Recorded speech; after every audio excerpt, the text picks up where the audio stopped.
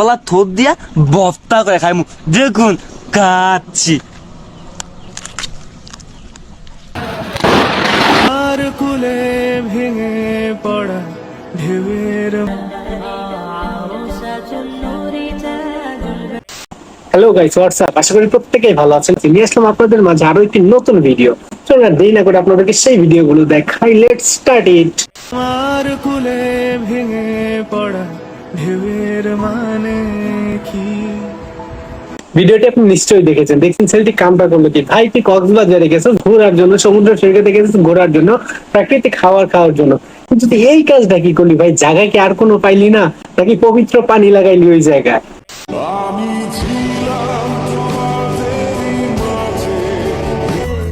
Good morning.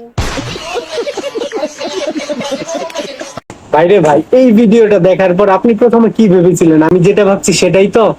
এই ভিডিওটা দেখা এমন বড় ধোকা খাইছি, যেই ধোকা মানে আজ পর্যন্ত জীবনেও খাই নাই। ভিডিওটা যেইভাবে করছে, মানে যে কোনো মানুষ ভাইবা নিব প্রথম শুরুটা দেখে যে কেউ হয়তো আত্মহত্যা করছে প্রথমটা, কিন্তু শেষের টাইমটা কি ছিল ভাই? এটার জন্য মোটেও প্রস্তুত ছিলাম না।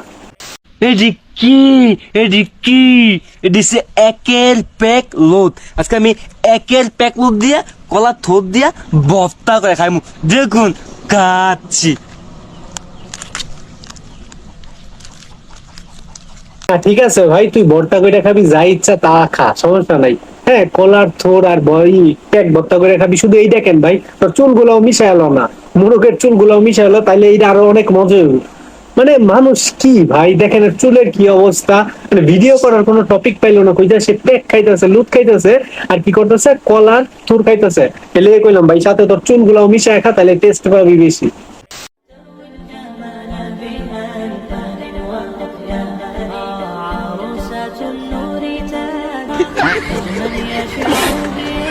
ভাইরে ভাই, এটা কি করলি তুই ভাই? তুই ছোট মানুষ, মজা করলে ছোটদের সাথে করবি, তোর বাপের বয়সী ছেলের সাথে তুই এইটা কোন ধরনের মজা করলি?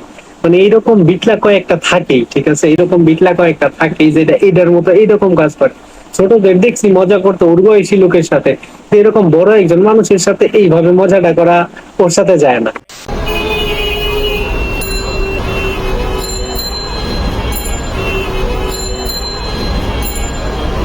না ঠিক আছে, হ্যাঁ, দেশ উন্নত এভাবেই হয়েছে। ট্রাফিক পুলিশে এইভাবে ঘুষ দিব, দেওয়ার পর মানুষ এইভাবে চাইরা দিব।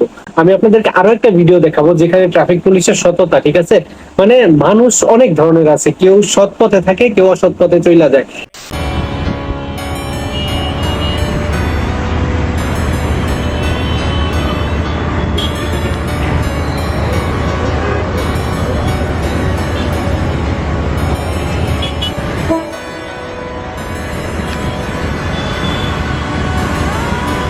ভিডিওটা অবশ্যই আপনি দেখছেন। দেখেন এই ভিডিওর সাথে আগের ট্রাফিক পুলিশের সাথে এই ট্রাফিক পুলিশের মিলটা কোথায় পান? দেখেন ওদের চরিত্রের মধ্যে মিল ভাই। ও সৎ পথে থাকছে, এই সৎ পথে থাকছে, আর ও অসৎ পথে। ও ঘুষ নিয়ে ছাইরা দিছে, আরেকজনকে চাঁদাবাজি করতেছে দেখা ওর বিরুদ্ধে রুখে দাঁড়াইছে। এটাই হচ্ছে ভাই, মানে পুলিশ একই, শুধুমাত্র তাদের মধ্যে ভিন্নতা হচ্ছে তাদের চরিত্রে, নিজের কাজ করবে।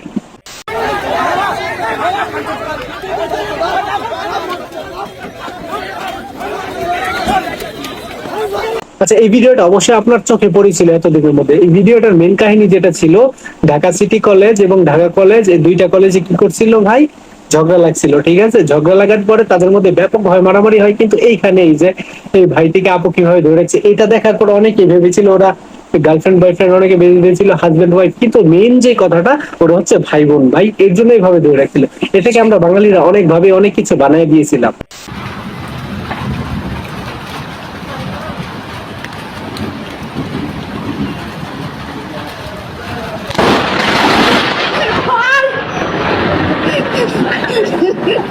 না ভাই, তোদের কি এই টাইমে যায় ভিডিও করাটা কি তোদের খুব বেশি প্রয়োজন ছিল? তোদের কি ভাই জানের মায়া নাই? দেখছস দিনের অবস্থা খারাপ, বজ্রপাত হইতেছে, ভারী বজ্রপাত, কিন্তু এইখানে যায় তুই ভিডিওটা কেমনে কর?